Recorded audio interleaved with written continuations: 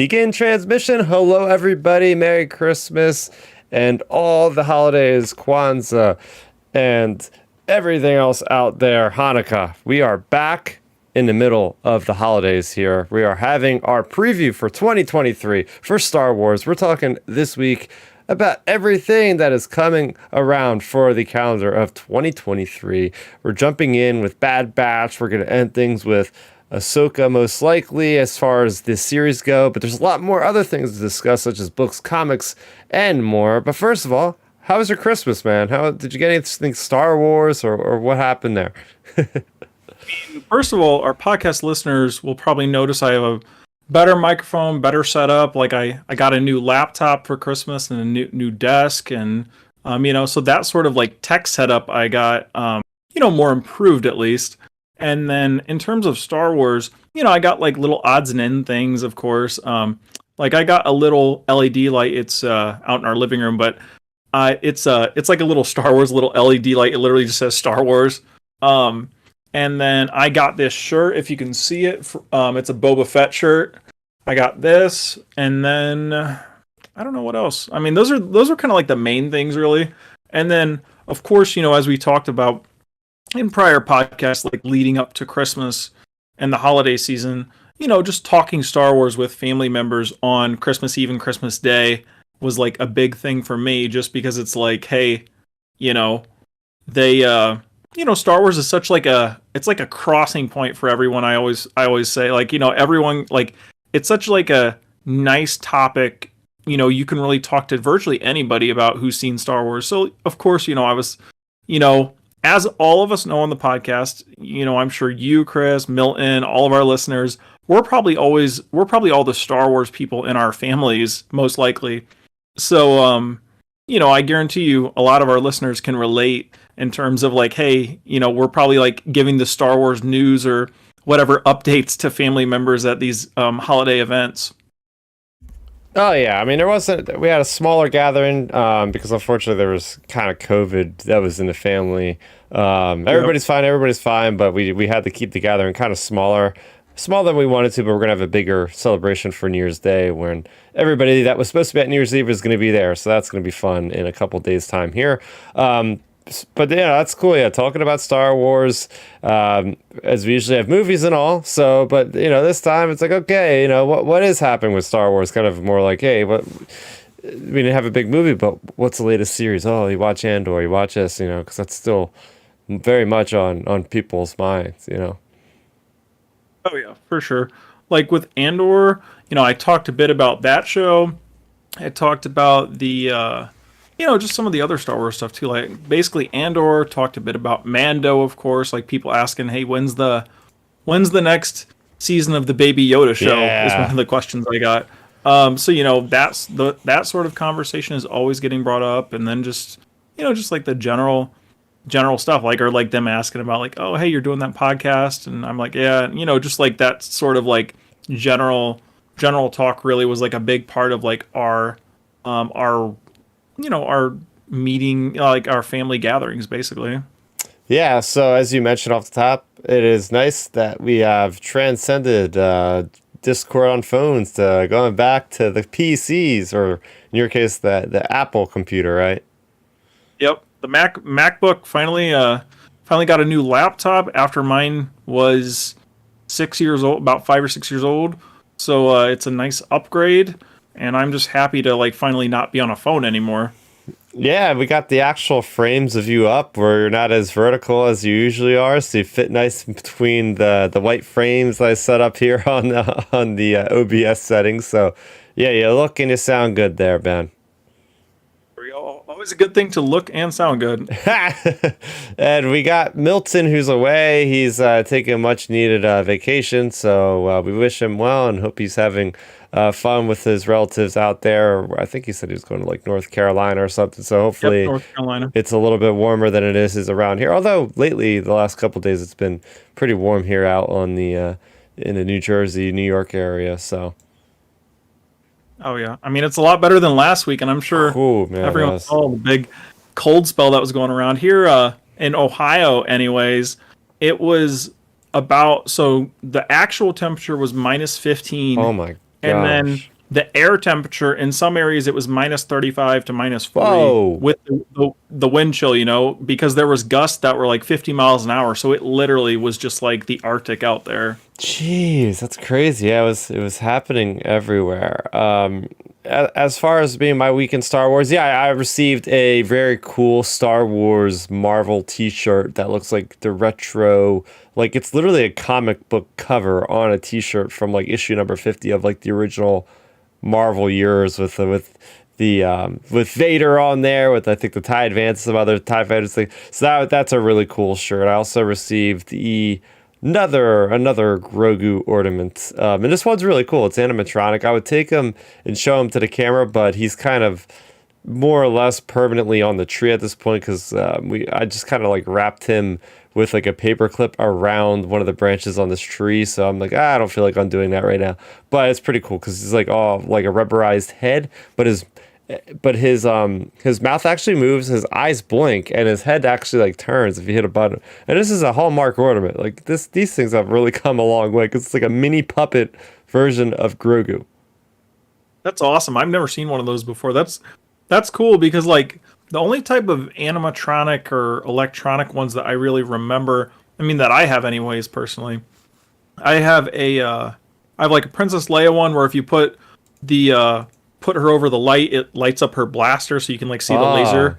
And then there's another one I have where it's Darth Vader's TIE Advance, where you put the light in it and then it lights up the cabin so you can see Vader inside the cabin, so it's pretty cool.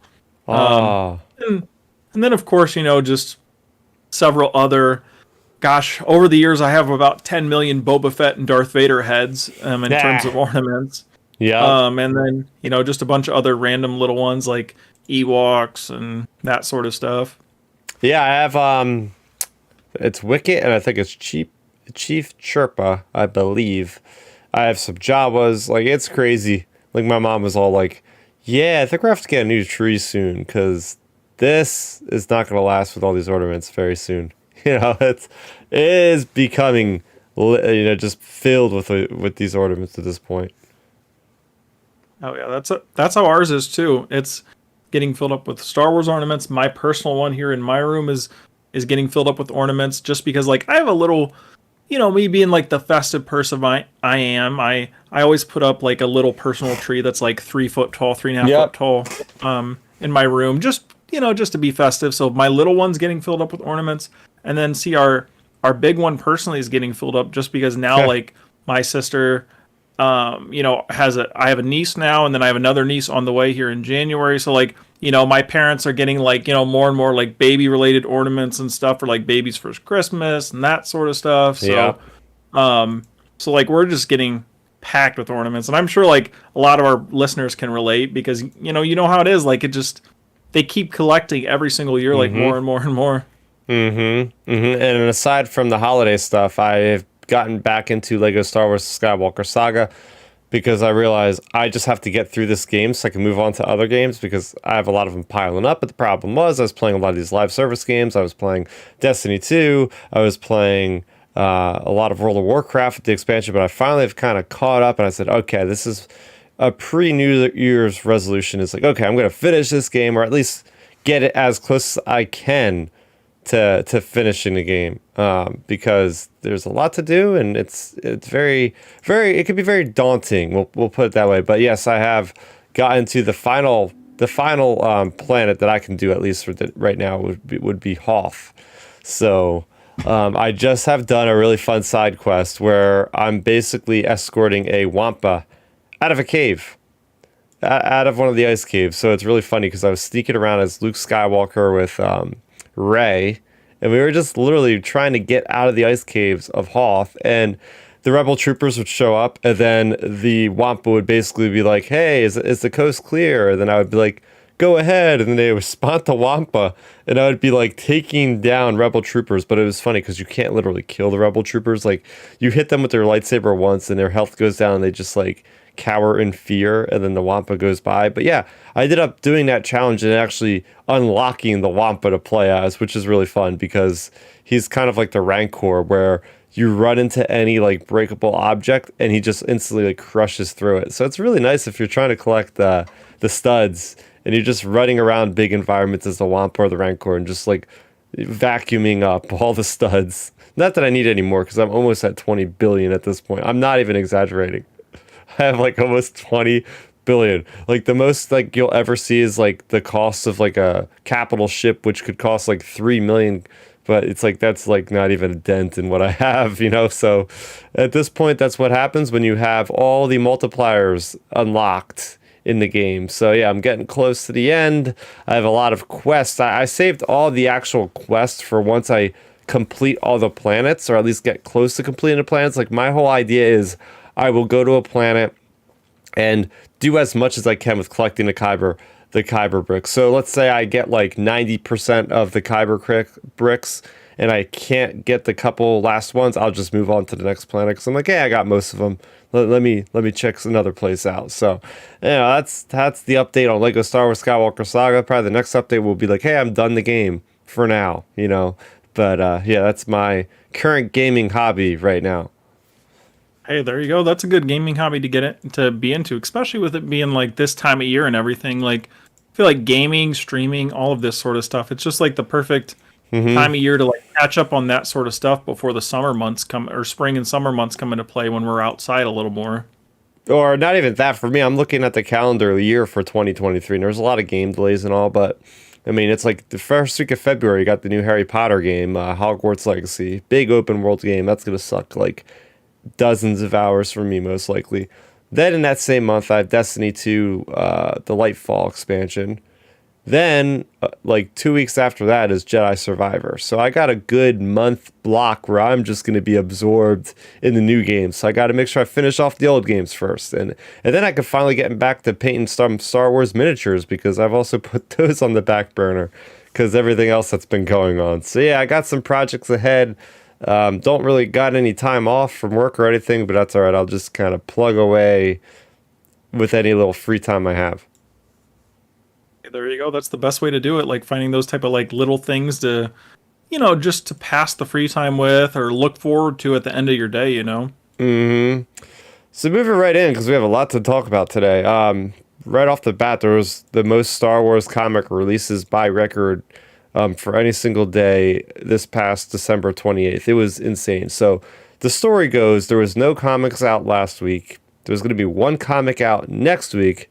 But for some reason, Marvel decided to dump 5 comics on us this week. I guess it's kind of like, oh, they had a quota to get these all in by the end of the year or something, but it was kind of crazy. So, yeah, I read through 5 comics, which are part of the review. I was very, very happy I was actually able to get the review out in under 15 minutes of length duration for that video with 5 comics. So I think I set myself a new record there. But out this week, if you guys want to watch that video, you can check it out. But we have Han Solo and Chewbacca number 8. We have Dr. After 27, Yoda number 2, The Blade number 1, and The High Republic number 3. So I have the video review of all those up now.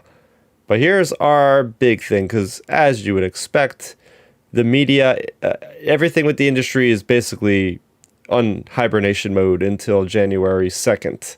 Most likely is then the floodgates of news will open. So, as I expected, I figured this would be a good time because we won't have any other time to talk about what we're looking forward to with Star Wars in 2023. So, we're going to go through just like last week. If you guys haven't known about the episode last week, we did our best of Star Wars in 2022. So we're going to get into our most anticipated, and I'm going to go through the entire list of everything I've documented from paper canon to stuff on the screen to things outside of both of those realms. We're going to get into it. We are going to first start off with the paper canon, as Matthew Negebauer from the Ion Canon likes to call it, and I've just taken that term and used it quite a lot recently. But anyway, we are going to get into it, talking with the comics. So the big things we have here are the Hidden Empire Ends. That's the big trilogy of the Kira comics that started with War of the Bounty Hunters, then went on to Crimson Reign, and then went on to Hidden Empire. And we know we have a lot of foreshadowing in some of the stories where they kind of are in the future, talking about how it ended. And my whole thing is, Are we going to see Kira's end in the comic books? Ben, do you think we'll see her end in the Marvel comics this year, upcoming? That's really tough. Like, just because it's like, I don't know, because see, they could go a few different ways with it. You could have her meeting her end, or maybe when she encounters like the empire, the Imperial people, or the other bad guys in it, like, or is it going to be one of those situations where it's like, hey, we defeated you, now you're going to work for us type thing. Mm. Um, so I could see it maybe being something like that, where she ends up working for the Empire, and I guess it all really just comes down to, at the end of the day, do they want to bring back Emilia Clarke in live action or not? Because if they do, she would fit perfectly in the Book of Boba Fett. Like, if we Yeah. do a Book of Boba Fett season 2, especially the way season 1 ended, I mean, you have kind of the underlying stuff with Cad Bane being most likely still alive, and then the stuff with what's his name at the end, Cobb Vanth? the guy Cobb Vanth. Yes, Cobb Vanth. You have the stuff with Cobb Vanth being getting like healed up and whatnot. So you don't really have any like streamlined stories that need to like be checked off for season 2. So they could go in a totally different direction. And the thing is, just introducing, they have to find a new villain or rival or something for Boba Fett, and maybe that ends up being Kira. Like, I feel like that's her highest chance of coming into live action is through the Book of Boba Fett, just because, she really doesn't have a place in Mando or any of the other shows for that matter. So it's more along the lines of like, if they want to include her in the Book of Boba Fett, then that would work. But if not, then, she could easily get taken out in these comics. Yeah, that's the thing, right? As people bring this up, it's like, well, why bring her in the comics if they're not going to kill her? Like they're bringing her in the comic because we usually have stuff like this happen where it's like, they're not going to ever bring in a well-known character out of thin air and put them in the comics first. Like, that reveal is always going to be for something on the screen. So the fact that they revealed her with the Crimson Dawn, like, that was such a big deal. It's like, is this her going to be her fate in the comics? But they've been building it up so much. I like to think that at the end of this, maybe she'll lose the Crimson Dawn, will just be wiped out, and she'll survive, but she won't have the Crimson Dawn anymore, to that certain degree. But I mean, yeah, the Book of Boba Fett, that'd be great. I like to look at the Book of Boba Fett as he has conquered Tatooine. The Pikes have always been the smaller of on the ladders of when it comes to like the criminal hierarchy. I always like to think of like Black Sun is higher, the Hutts are a lot higher in stature in the galaxy. So hey, now that Boba Fett has made a name for himself, the 5 warring families. Hey, they took out the Pikes, and now the other guys are gonna look at him and be like, huh? Like, ooh, who's this upstart? Oh, we know him. He used to be a bounty hunter, but now he's a leader. Like, what? Now we got to take him out. So I could see Boba Fett being a lot more of a galaxy-spanning adventure that could involve Kira, as if she's still alive, or maybe she'll pledge her allegiance to Boba Fett, and because maybe if the Crimson Dawn gets so destroyed, she could see him as a way in somehow. Yeah, I mean, you could see it going that angle as well. Just, something along the lines of, say, Boba Fett's in power, and then you have Kira showing up shortly after the events of these comics, basically being like, hey, blah, blah, blah, blah, blah. I'm, my criminal empire's fallen. I want to join yours, blah, blah, blah, blah, blah. Like something along those lines. You could easily see that happening with Kira potentially, just because it's like, why not as well? Like, I mean, of course, like you said, unless they had the intention of making her story strictly for the comics, then that's fine. It's just, I feel like with them, it's too big of a cash cow to like pass up on. Like, because there's so many people that love Emilia Clarke, of course, from Game of Thrones, and then of course from Solo, all the people who wanted a second Solo movie. I think that's where there's a potential for that. And also, we do have to note, though, if she does get killed off in the Book of Boba Fett show, or I mean, in the comics, it doesn't necessarily mean that we won't see Emilia Clarke on screen, because if we ever do get that Lando show that was potentially out there. Oh my gosh, the Lando show. that's where Amelia Clark could maybe still come up, even if she gets killed off in the comics. So, like, I think there's a chance there. There's a couple chances. You have Book of Boba Fett, you have Lando, if that show happens, and then, of course, like, the comics, she could just get taken out, or maybe she just rides off into the sunset and we never hear from her again. Yeah, could be interesting. Also, part of comics, the same era we're playing between Empire and Return of the Jedi. It looks like we're eventually going to get there by the end of the year at some point. We're going to get to that point where it's like, okay, comics have now caught up to Return of the Jedi. And in Star Wars Revelations issue number one shot that came out a couple weeks ago, there's a lot of tantalizing teases, whether or not they come true, because it's through the lens of the Eye of Webbish Bog, which is telling Vader like this whole premonition through the Force of what could happen, and you're seeing the different titles of the comics, the different series. You're seeing what could happen in the future. It could or could not be set in stone, sort of thing. But you see something like Luke holding a green kyber crystal and also holding a red kyber crystal. You see Kira knocking down the Emperor. You see Sabe holding the helmet of Vader. So there's a lot of really cool things, and it's a nice way to be like, hey, we are getting right to the edge of this era.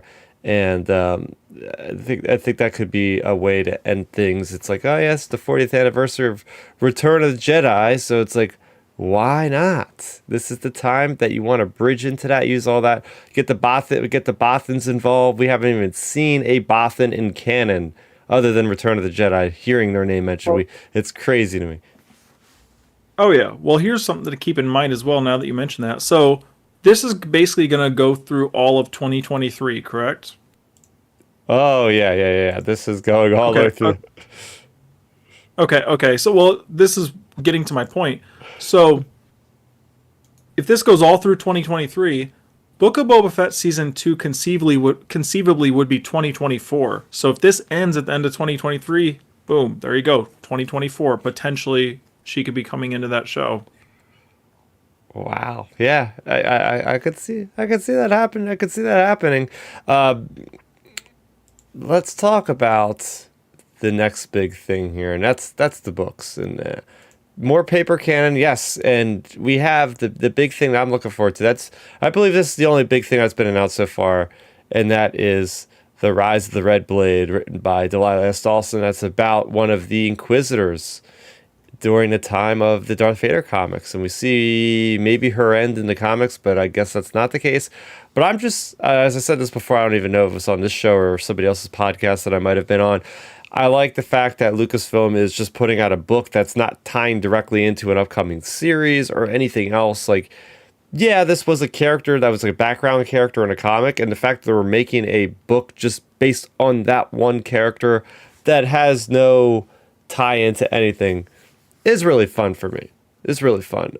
Just learning more about the insides of the Inquisition, getting that perspective. Are we going to get to see how she was turned to the dark side? Is it going to be like kind of the stuff that we've seen with the second sister and the Fallen Star Wars Fallen Order? There's a lot of cool things, and Delilah S. also does a great job always of writing complex, darker characters like she did with the Phasma novels. Oh yeah. Well, like with that whole thing, like you said, I like already just the fact that it's not really tied into like this big thing, because basically, it allows the author to have like creativity and not like just be tied down specifically. Like, you have to hit these 3 check marks no matter what. You have, force them into your story basically. It's like, it's nice that they can, just work around that versus just being held by handcuffs basically to like a different story or a different book or a different show or a different tie-in, because that's what we miss, or in my opinion, I miss, and I'm sure Milton does as well. Like with a lot of the old Legends books, for example, they would just go and just write whatever. Like, it would just be so. I mean, Chewbacca gets killed. Like, you have all kinds of random crazy stories in the old Legend stuff because they could just go out and write stuff. And that sort of thing, I think, is what's almost missing a little bit from the current canon material. Like, it's nice that they've done like the re-releases of the old Legends books. We've talked about those every time they release them. And then, now they're actually like diving more into like kind of standalone stories versus just like, hey, we need to connect it to these 5 other things, or the book can't get wrote. Yeah. And funny enough, as we spent a little bit of time just talking about the fact of like, hey, this is nice that it's not a tie-in. There is a book that I almost forgot to put on the list. Luckily, I didn't forget because people would think I'm insane because they know how much of a Jedi Fallen Order fan I am. We are getting the Jedi Survivor tie-in book. So as much time as we just spent talking about this, I don't care. I'm all for this because this is the key point. It's a video game. And the fact that it's actually tying in Fallen Order into Jedi Survivor, it's coming out like 10 days before the game. And it's going to be like, okay, so Jedi Survivor takes place 5 years after Jedi Fallen Order. So this book is going to take place sometime in that 5-year gap, and we're going to see more from Cal Kestis and his crew, and it has something to do with like a stormtrooper that's defecting. So that's going to be kind of cool. Maybe we'll see ramifications of that in Jedi Survivor. And when they do these tie-in books, it's always interesting to see like how much stuff actually transfers to the actual game, because we did get a tie-in novel for Inferno Squad for Battlefront 2. That was from Del Rey. That was the last big tie-in book because we never got one for Fallen Order. So Inferno Squad, that book was actually a prequel to the game in which Iden Versio and the rest of Inferno Squad basically infiltrated a rebel cell and killed the rebel cell from the inside out. It's really good. There's a huge reveal of a character from the Clone Wars on the Separatist side in that book that was like really cool to see how that character's end happened. I won't tell who it is because it's pretty cool just getting to experience that on your own. But yeah, I mean, so far that Twilight Company, the tie-in novels that we have gotten, the adult tie-in novels for these games so far have been really good. So I'm optimistic that this one's going to be among the pantheon of great Star Wars tie-in video game novels. Oh, yeah. Well, like you said, we go from saying, "Hey, make one-off things" to talking basically down about one-off stuff or like tie-in things. Like, and now we're talking about them. Like, my thing with the tie-in novels are, as long as they're like pretty good, they work really well. Like for me, I think the best tie-in novel so far in like the Disney era has been the Catalyst book, because like if you read, or especially if you listen to that book on Audible, it's phenomenal because like it literally is like the prequel for Rogue One, and it's done so well because you get like such a nice background for all the characters, the voice acting of course as well. Like those type of tie-in novels or audiobooks can be really good to like set the tone for the game or for the book or movie. It's just like we said, we just don't want like every single project to be like that, because then it'll be like, man, they can't like be creative or like go out on a limb with certain things in the books. It's nice that they're like diversifying their book library, I guess you would say, to where they're allowing their creators to be able, for some to do tie-ins, some to do like one-off type things, etc. Oh yeah. Getting into more books and comics and everything under the umbrella of the High Republic. It's going full steam ahead. We got a brand new audio drama coming out the first week of January with the Battle of Jeddah. Cannot wait for that. Been very excited. I'm all caught up on all the comics, on the novels. I'm doing so well with that so far. And I am doing it because I really do enjoy the new era of Star Wars. But we are going to end Phase 2.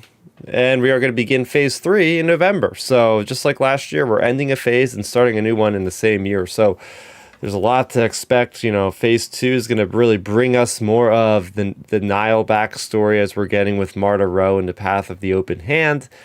And then Phase 3, I'm very intrigued to see how far in the future that's going to take place, what that ending is going to be like in general. We're not going to see the ending in Phase 2 in 2023. It'll easily carry, obviously, on into 2024, which is, man, just saying 2024 is just kind of like a shock to the system. It's like that seems so far in the future. But in reality, it's only like a year away. But, I think that this is going to be something special. They're going to end strong. These authors have been orchestrating this from the get-go. To see their plan fulfilled from beginning into end is going to be really cool. I can't wait to see how that all ends. Oh yeah, I mean, like our listeners know, like I haven't like caught up a ton on the High Republic stuff. I mainly just like check out your breakdown videos and get the Cliff Notes versions from you.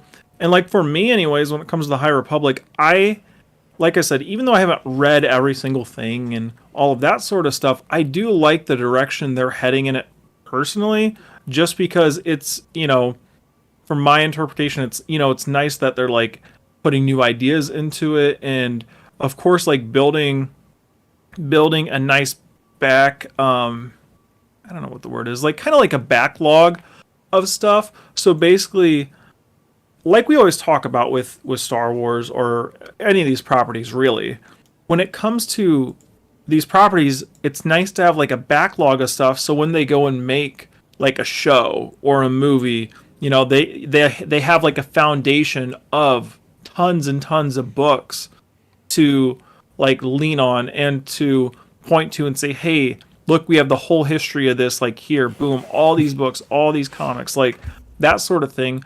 Like, that's why people, like, for example, with the sequel trilogy, of course, like it's a new trilogy, etc., like new creators, but that's why people were so almost like upset with it, because there was such like a kind of rough episode 7, 8, and 9 through the old Legends material, whether it be the Thrawn trilogy or the new Jedi Order books or whatever. Like, there was a rough trilogy, so people had like ideas in their heads what it was going to be, and then of course they changed over canon, so that all got wiped away. So it's nice, like in a sense, that they're going in the direction of like building a foundation, so they'll have stuff to work off of when they transfer it into live action. When they start adding, what if they at Celebration, for example, of course we have the Acolyte coming out, but what if they announce a straight up High Republic show, like it is literally called the High Republic or something, like we could get like an actual proper Wait, we High already Republic. have that coming. Oh yeah, that's true.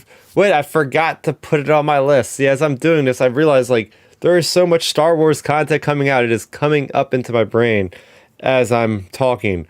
So here's a quick sidebar. We are getting, and Matthew can correct me in the chat because he's also another High Republic head. Thanks for watching. And we have Dark Nerdy Gonzo in the chat. Thanks. Hi, everybody. But yeah, he's basically, I think it's called the High Republic Adventures, or no, it's called the Young Jedi Adventures, I believe. And it's going to be a pre-K Star Wars animated series. So I know that's actually going to be like the first High Republic show. Yeah, first step. That'll be cool. It's a bunch of Padawans that are being shepherded around the galaxy by Yoda, as we kind of assumed that would happen with the Clone Wars arc that we've seen. So yeah, I mean, as far as the Star Wars books, the stuff on paper, there's a lot of cool stuff coming down the tunnel for that. All right, yeah, Young Jedi Adventures, I gotta confirm. All right, but we're not done with the ancillary material. Or I don't even know if I want to call it ancillary material, because when I say that, I feel like it demeans or kind of takes it down a step from everything else with Star Wars. And that's not the case. It's all one canon, guys. It's all connected. It all plays into the overall arcing story. But we have some games coming out. First on the list, Jedi Survivor is going to be coming out in March, as I mentioned. I mean, come on, what's there to say? I mean, I'm going to hold back what I think is my most anticipated thing. We'll talk about our most anticipated things at the end of the list here. But this is definitely going to be on that list as the top 3 things I could say right now that I'm super excited for. It's Jedi Survivor. I mean, come on here. This is the thing that got me into Star Wars, is the video games for the most part. Not exactly. Return of the Jedi was the first memory of Star Wars I ever had, but it's through Shadows of the Empire and through the Rogue Squadron, through Jedi Knight, Jedi Academy. All those badass, hardcore Star Wars games were what kept the candle burning, so to speak, in the dark times. And we didn't have anything between Revenge of the Sith and all that, and of course the Old Republic. But Jedi Survivor, we talked about the trailer here, Ben. Now it didn't invent the wheel or reinvent the wheel or anything like that. But a good game doesn't need to be that. If it's able to kind of fix out some of the things that people had. I know people had issues with the map design as far as like navigation of certain maps.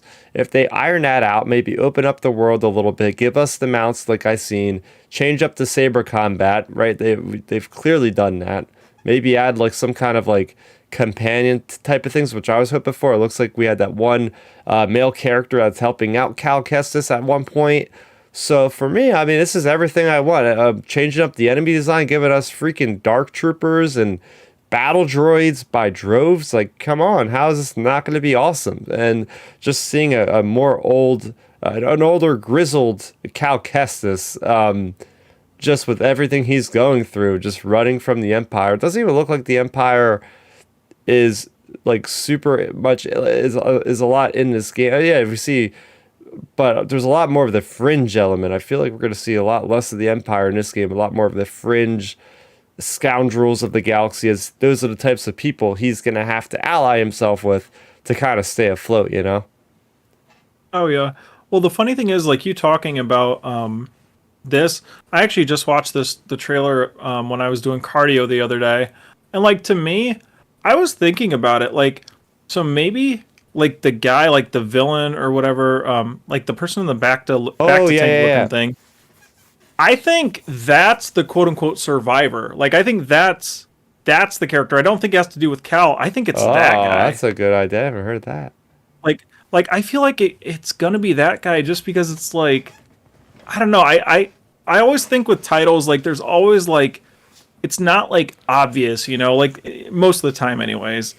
They're never like 100% obvious, like with what it is. Like, sure, it could be just Cal being the survivor or whatever, but I think it might be that person in the back to tank actually. So I meant to even throw that out there, but yeah, for me when it comes to this game, I'm really excited for it just because, like I said, I played through the first game, really enjoyed it, and then this one, it's a good game. Like, you know, a lot of times nowadays I feel like we don't get good games. Like there's always issues with games, like whether it be like Halo, Call of Duty, Madden, just every game has a problem. You know, I mean, look, the Lego game got delayed for so long. All of these things have so many issues, and like Fallen Order, in my opinion, just didn't.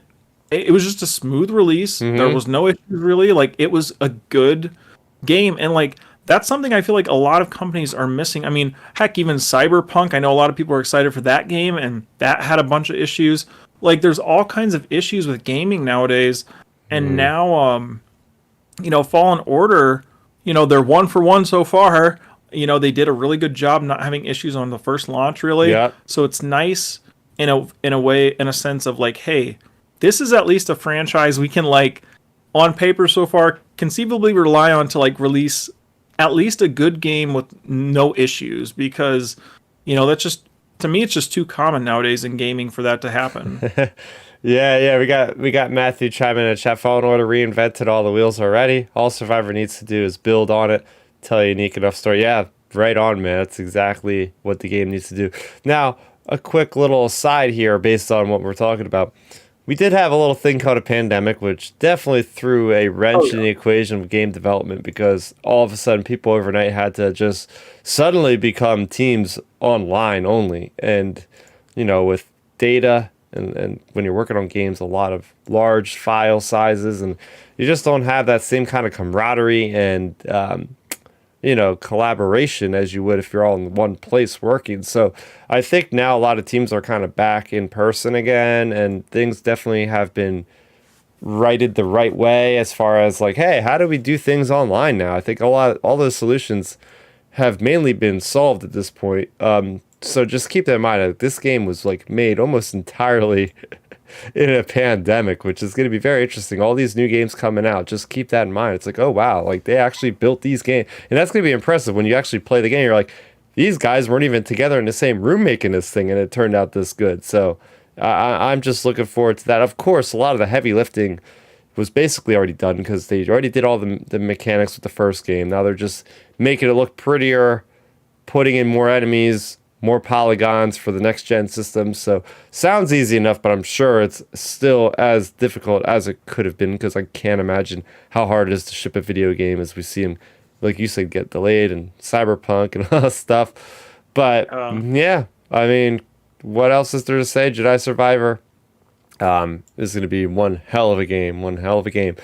Another game that I actually had hands-on with at Star Wars Celebration is Star Wars Hunters, a mobile game that at the time I thought was going to come out pretty soon, but apparently it isn't. I was cleaning up the room and I came across the Star Wars Hunters poster I got from Star Wars Celebration. And I was like, wait, why is this game not out yet? Seriously, like I have this poster of all these different skins for every character. Like they obviously like were ready to ship the game, and then we haven't heard anything at all. That's great. So Yeah, because well, I mean, when it comes to the Hunters game, I feel like it initially talked about like releasing in like November or December or something. It was supposed to be like the end of this year. I thought it was, and then Yeah. it's like, hey, now it's actually coming out in 2023. So I don't know. I feel like to me, that's kind of like a wait and see game, at this point, just to see how it ends up being or how popular it really ends up being. But, we'll have to check it out. Yeah, and I think there might be another game coming out still. I think at this point there's been so many things. I keep seeing this about the Ubisoft game that they're looking for testers at this point. Like the people to test the game. So it's like, okay, I mean, I don't know how far in development you need people to test the game, but that's a good sign. Like, okay, like this game is still going forward. They have content, they're making it. Maybe we'll get an Ubisoft game at the end of the year. Because I don't know where this report came from, but I think at one point, with all these projects working on Star Wars games, they want to try to ship a Star Wars game like 2 Star Wars games a year, like big ones. Like one, Yeah. maybe like around Fallen Order or Jedi Survivor, like one in the spring and one in the fall. And they have enough studios working, like even the Knights of the Republic remake, that could maybe still come out in 2023. I mean, granted, they completely switched the studio, so maybe not, but that's still there. Then you have all the games that are being made over by Respawn, who's also working on Jedi Survivor, but they have a first-person shooter game they're working on. They're working on RTS game. So at Star Wars Celebration, I fully expect there to be some sort of announcement. Because why not? I mean, granted, I will never expect a gaming announcement at Star Wars Celebration after they just completely sidelined Survivor this year. Like, they just came out with a YouTube video at a random time during Celebration, like, oh yeah, here's the game. It's like, you guys couldn't have just, like, come to Celebration and had a cool-ass panel like last time.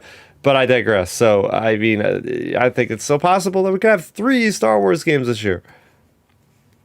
Yeah, I mean, it's definitely possible, like you said, because you have the spring game and the fall game, and especially the fall one's always nice just because it's like, hey, it's the holidays, so, they want to capitalize on that, and that would be a perfect time to release a game. Release it right before Black Friday or something, like all around Thanksgiving.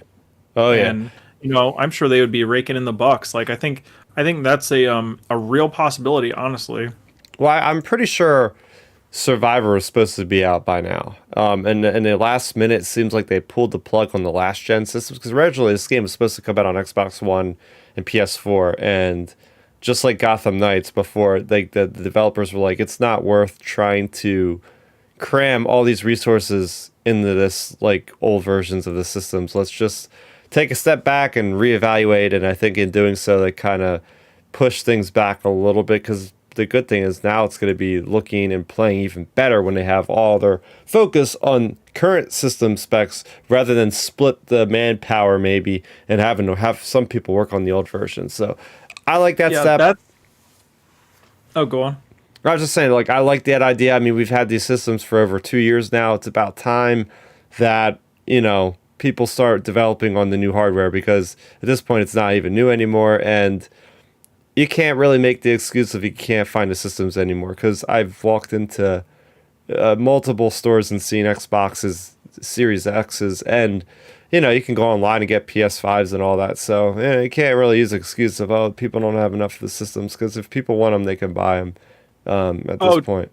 Trust me, that's like a whole 2-hour podcast rant, in my opinion, because it's like real quick, like my thing with the whole situation is like you said, we've had 2 years. Also, I'm so sick of people calling the old gen systems current gen. It's like, no, that's old gen. Like current gen is PS5, Xbox S, X, like that sort of stuff. It's not, so like that's one thing that bugs me.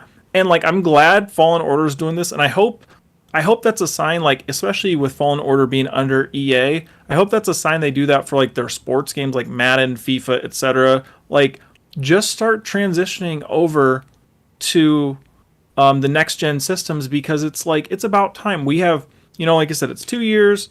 You have plenty of time. There's a supply of them now. We're not during the pandemic, so now now there's actually a supply. And then in terms of like the financials of it, like the systems can run like anywhere between like $300 to $500. But like if you think about it, obviously like that's a lot of money to drop at one time.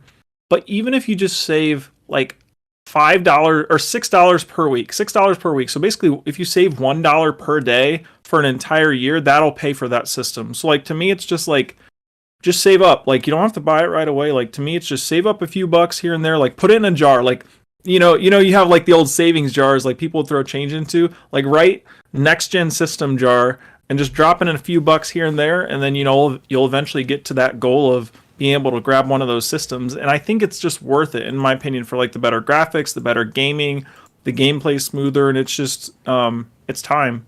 Yeah, I mean, just the quality of life features. I don't mean to turn this into a gaming podcast, although I'd love to do a gaming podcast one day. But it's like with the Xbox Series S, I love the fact that I can just get into games so quickly because it's got the solid state drive.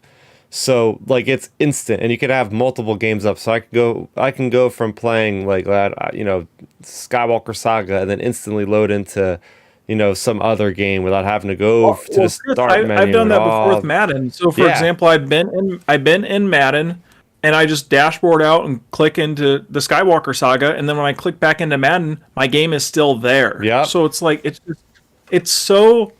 And it's such quality of life features, I don't even think about it. It's like, it's just so natural now. It's like, oh man, this is such a nice feature.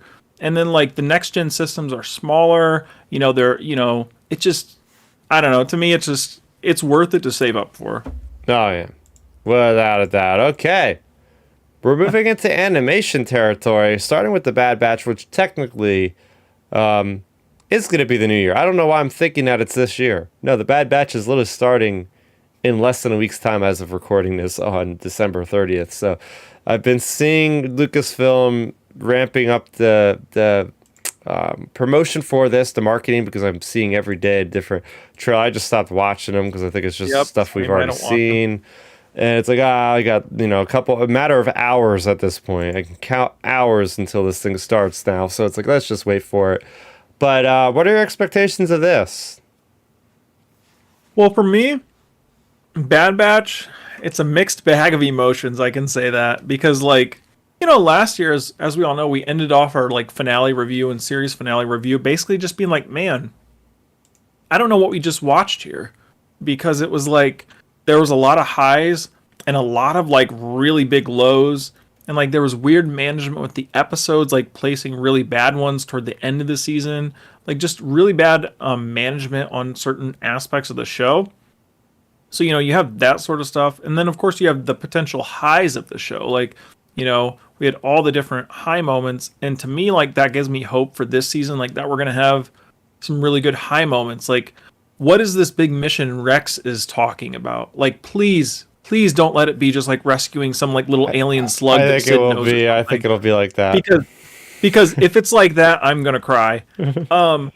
But then when it comes to this, like, there's so many potential big storylines you could access, like the Mount Tantus stuff at the end of season 1. There is all the talk of Boba Fett, and like they mentioned Boba Fett like 3 or 4 times in the series. Yep. So it's like we should get Boba Fett eventually, right? I think so. I feel like that'll happen, and then of course you have Omega, like where she's going to be heading in her like journey, like. like I said before, she's my favorite character from the series so far in terms of new characters, and I can't wait to see where she ends up going. And then just the yeah, those type of like high potentials have me excited for the series. But then, it's like in the back of my mind, I just, the first trailer just rings out to me. You hear Sid talking in like the first 20 seconds, and I'm like, ooh, please, please don't let this be like 10 out of 16 Sid episodes. Or even if there are Sid episodes, that's another point. Even if there are Sid episodes, as long as the missions are relevant and not just random bug stuff, like, we'll be good. Yeah. Well, I want to see, it's dangerous to do this speculation as we all do it and ultimately get disappointed. Milton says it all the time, and I still do it anyway. He's like, you know what's going to happen, and it's not that. It's like, I don't care. This is part of being a Star Wars fan, right? We're talking, we're spitballing here. I mean, I want to see a thrilling season with a lot less of those one-off adventures, but I want to see a clone uprising. I was hoping for it to happen in the last season. Based off some titles, it looks like Clone Uprising or Clone Conspiracy. Conspiracy. I think that there's going to be the clones becoming, realizing that they're going to be phased out, and they're not going to go down without a fight. I think they're going to just say, nope, we don't want these conscripts taking our jobs. We're taking you guys down. And we're going to see this big last stand somewhere. I'm hoping we get some cool resolution with more of the clones here. Oh yeah, I'm really hoping for that as well. Just because I think, it can really help with, just help add some more stakes to the show for our characters. Because, so far like we've had some stakes, but not a ton. So to add more stakes in terms of like the relationships, because they are clone troopers obviously, so it'll add more like weight for the Bad Batch to help out the other clone troopers realize this. So hey, maybe we get this with Commander Cody or something. Like maybe they interact with Cody and like they talk to him or something, and it's one of those, I could see it being one of those situations like we've seen it a million times in movies and shows, but I could see it being rehashed here, basically where it's like good character interacts with bad character and is like, hey, bad stuff is going on, you got to realize it. Bad character fights him off, then good characters leave, and then the bad character starts thinking about it, and then eventually turns.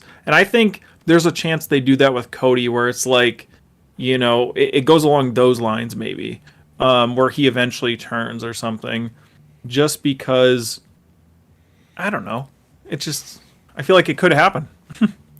Yeah, I'm looking forward to seeing more about Tantus, like Dark Nerdy Gonzo in our chat room is saying. I think the fact that they're putting this out during the time of The Mandalorian bodes well for some pretty cool connective tissue. I'll say that the only time this has ever had, like the best cohesion between two things in the same week I've ever seen was way back when, in 2016, there was a Star Wars canon comic that came out that was talking about Fen Ra, and it was like Kanan had met Fen Ra, and then that night on the TV episode, it was the one where he meets Fen Ra, and he like referenced back to his time with him, and it was like the crossover of the century, because it was like, holy crap, like canon is like really strong right now because we're getting these two things on the same day. They somehow coordinated like that. So I would love to see like a Bad Batch episode where they go to Mount Tantus. And then my conspiracy or my speculation would be when we see Dr. Pershing walking with that one character, I forget who it was, walking through that location real quick. I feel like that's Mount Tantus, and I feel like they could space it out where they had him walking through there, because he's a cloning guy, right? And if we know anything about the legends, he's a cloning guy. You go there, and we get to see a young version of Pershing, or not even just a young version, just the same location on the same day that those two things come out. It's like, ooh, what do you watch first, Bad Batch and Mando? And that's another thing too. What are we gonna watch first, Mando or Bad Batch? Because there's gonna be like 3 or 4 weeks where we're gonna have to decide that. Yeah, I think that's what's gonna happen though with the show. Like, because if you think about it, Bad Batch will be deep into the season. They'll be however many 8, 10 episodes into the season by the time we get to Mando. And then by the time Bad Batch ends, that'll be like, almost all the way through Mando.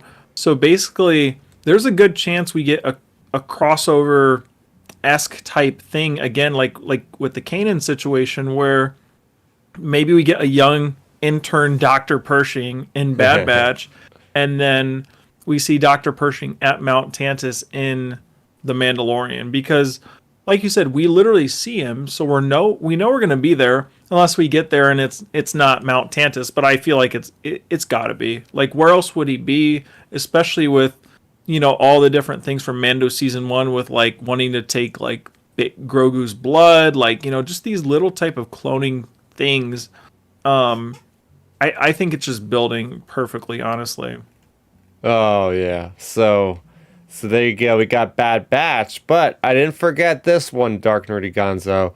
I had it on my list. We have Vision Season 2. So Vision Season 2 is revealed to us at Star Wars Celebration Anaheim 2022. And there they also mention it's not just going to be Japanese animation studios, anime studios. It is going to be studios from across the world, from Europe to Korea, I believe, to everywhere in between. They're really just trying to get creatives from all around the world that have different backgrounds, different perspectives. So hopefully, what I'm hoping is we do get the one studio that did The Ninth Jedi, and we get a continuation of that, because out of all the ones I want to see more of, it would be that one. I thought I remember them talking, or someone, I think one of the people associated with that were tweeting about them potentially doing more Vision stuff. So I think that was actually a thing. I could be wrong. I mean, maybe correct me, but I feel like that was a thing that was out there.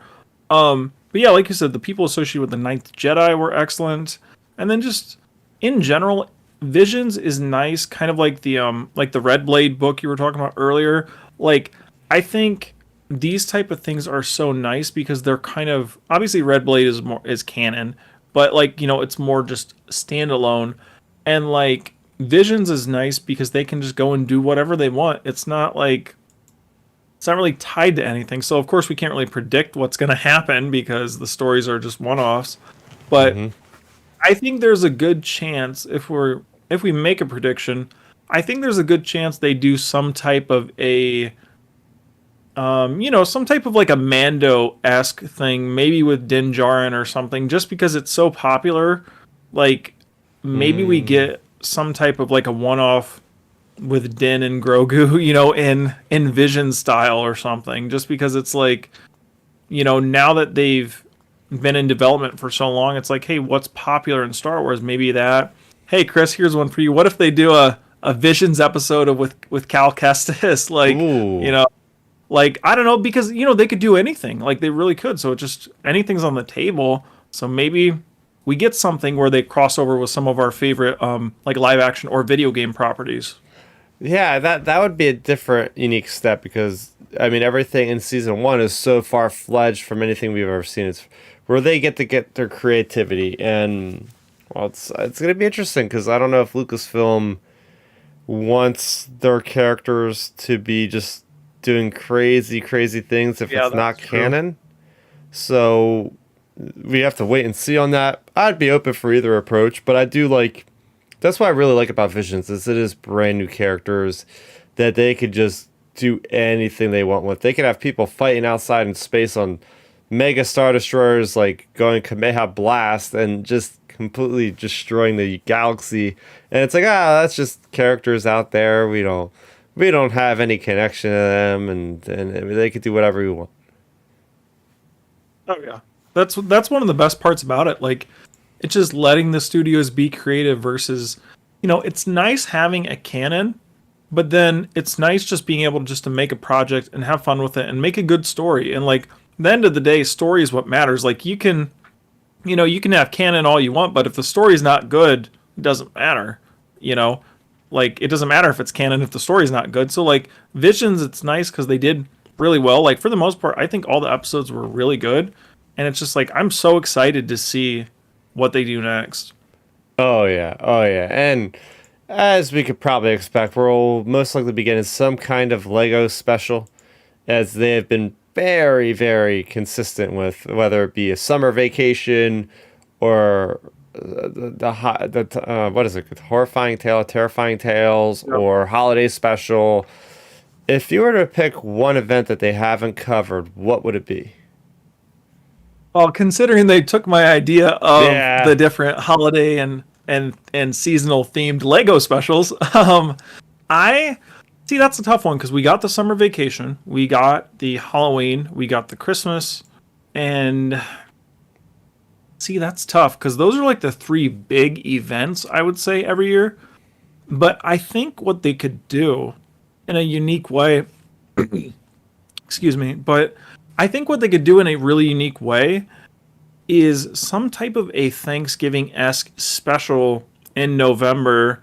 Like, you could do kind of like the whole, like a fun version of, like how like the American or like the U.S. people like did like like a Thanksgiving with the Native Americans, like that sort of thing. Like you could do something like that with like, I don't know, with our main characters, say like Rey and Luke and those guys, and like them meeting up, I don't know, with a group of Tusken Raiders or a group of Ewoks or a group of Wookiees and like, Oh, yeah. sitting down for a dinner, something like a Thanksgiving-esque type episode. I could see that happening.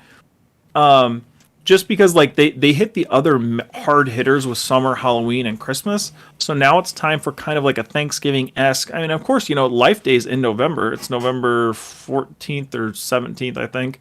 So we have Life Day. So you could kind of do a Life Day / Thanksgiving-esque holiday special. And I think that would be a nice thing to slot in because then you have your summer, your Halloween, your Thanksgiving, and your Christmas. Like, if I had to predict, I would say they'll surprise us with a Thanksgiving special in November.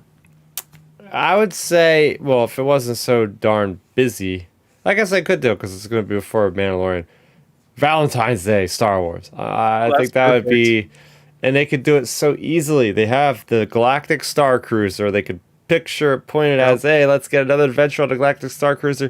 You're going to go on this romantic cruise around the galaxy. You're going to go to these romantic places like Naboo and all these other tranquil places, right? And see these different sites that'll be in that kind of state of mind. So I've thrown my hat in the ring for Valentine's Day Star Wars. And I don't know what they would call it. They would just come up with some random name there, some Star Warsy name there. But yeah. Hey, love across the stars or love in the galaxy. I don't know. Yeah, there you go. There you go. Moving on to the headlining stuff. We are moving on to live action series, starting with The Mandalorian Season 3. The last time we got The Mandalorian, Ben, I think it was literally in 2020, right? Yeah. So yeah, we were doing the podcast then. Yeah, I mean it was 2020. Yeah, it was 2 years ago. Because if it wasn't for Book of Boba, it would be we wouldn't even be interacting with Mando for 3 years if we didn't get him in the Boba Fett show. Yeah, so if you put that in perspective, it takes a movie about 2 or 3 years to make. So I am fully expecting this thing to just be evolutionary in the way of like and it is evolutionary. Every time they have a new Star Wars series with the Jon Favreau, they always push new territory with the technology.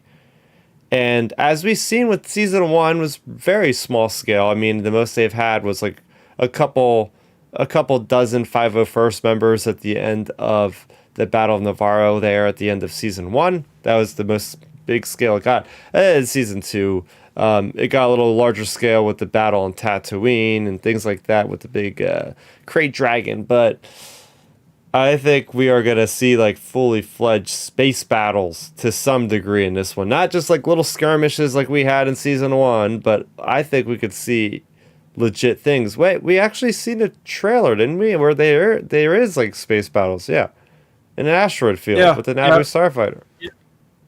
Yeah, there was definitely some space battles in the trailer, for sure. So that's definitely a thing. And like you said, with the scale of the show, I think the scale of the show will have more scaled up episodes that are bigger, or along with the bigger episodes, there's potential for the smaller scale ones to be just more detailed in general. Because, a lot of the Mandalorian's backbone was based on the volume and like just the way it's shot as a Western. So, I think they'll be able to do a good kind of like hybrid mix for it. Because obviously we're going to be going to different places, like, wherever Bo-Katan is living right now. Well, I'm sure we'll go there based on like some of the shots from the trailer. And then, of course, probably back to Mandalore. I mean, just it all makes sense. They're going to Mandalore, so we'll get that. And yeah, like Mando, it's just, to me, I always talk about it. Like, it's such a cross-cultural show. Like, anybody can watch it and have a good time with it and talk. And, you can talk to anybody about it. Mm-hmm. So for me, it's one of my most anticipated shows in general of 2023, and I just think we have a lot of possibilities that are going to be expanding for it, between the show itself, the connective tissue to the other live action series that are going on, and then like just the wider implications for the entire like Mandoverse story. Because for me, a lot of this stuff I'm going to be keeping an eye out on through Mando and then through the other live action shows we're going to get into. I think when it comes to these shows, now that we're basically past, kind of, okay, so like season 1 of a show is kind of like the intro. Yeah. Season two is kind of like your action, you're getting out of the intro phase. Now, to me, season 3, and most likely I had to guess there's probably a season 4, I'm sure. Say season 3, season 4 of this show, we're going to be getting more of the wide implications, because Kathleen Kennedy did say when they announced these live action Mandoverse shows, like, she flat out said they're leading to a climatic event series or something, like, they're all leading to something. So to me, I'm just going to be looking for those underlying story hints of, okay, what's going on. Like, we have the Dr. Pershing stuff, for example. We have some of the allusions to the First Order. We have some of the I mentioned it a few weeks ago. So when I was watching Mando Season 2, for any of our listeners, watch the Bo-Katan episode again and listen to what Bo-Katan, when she first talks with Mando. I mean, not on the ship. When she's talking with him off the ship. When she's just having her first initial conversation with him, she talks about, retaking. And, like, she talks about, preparing, like, so they're obviously like going to be retaking Mandalore, so like, or something else. So there's a lot of implications, like little subtle hints at the wider scoping, whatever big story Dave and John are trying to tell with the Mandoverse shows. I think we're going to get even more and more breadcrumbs to lay the foundation of whatever it's leading up to. Yeah, and what's cool about this is, it seems like we've gotten a lot more Mandalorian material, but we really haven't. Because we had season 1, like you said, builds a foundation. Season 2 also builds a foundation with introducing all these characters. Then we got Book of Boba Fett, which is like the 2.5, where we got to see some of those characters and introduce new characters like Black Chrysanthemum. And then season 3 is going to be like the first season that comes out, which is after the Book of Boba Fett. So we're really going to start to see that crossover effect, right? We're going to start to see that happen. And the only confirmed seasons of live action TV we have this year are all Mandoverse shows. So we're used to getting... Yeah, the fact that we're used to waiting an entire year for one Mandoverse show, and the fact now that we're getting 3 in a single year, that's going to go one into the other, it's just mind-blowing. So this next year, we're just going to be nothing but steeped into that post-Return of the Jedi era, with doing so much heavy lifting with the world building that's already been done, and just branching things out further, which is just so freaking exciting, because now we're going to get all these characters jumping back, and I can't wait to see what Boba Fett and Black Chrysanthemum is doing there on Tatooine. I can't wait for that episode when Din goes back to Tatooine, and we see like all these other people like working for them, and the cool things like that, where we're really starting to see the full picture of what Favreau and Filoni have been building for all these years. Oh yeah, that's the number one thing I'm looking forward to in terms of these Mandoverse shows, is where we're going and where we're building to it. Because, I mean, I've said it consistently since day Mando season 1, episode 1. I remember talking to my buddies about it. And by the time we got to the end of season 1, there has to be a bigger villain than Moff Gideon. Moff Gideon is a great villain and everything. Amazing. Giancarlo Esposito is phenomenal. But he just doesn't give me the vibes of being the only big bad. So, to me, I think a lot of this stuff is going to be building, of course, up to Thrawn's introduction. Because we have, Mando Season 2, when Ahsoka is interrogating that woman. Actually, and if you didn't know, that's like Bruce Lee's niece, I believe.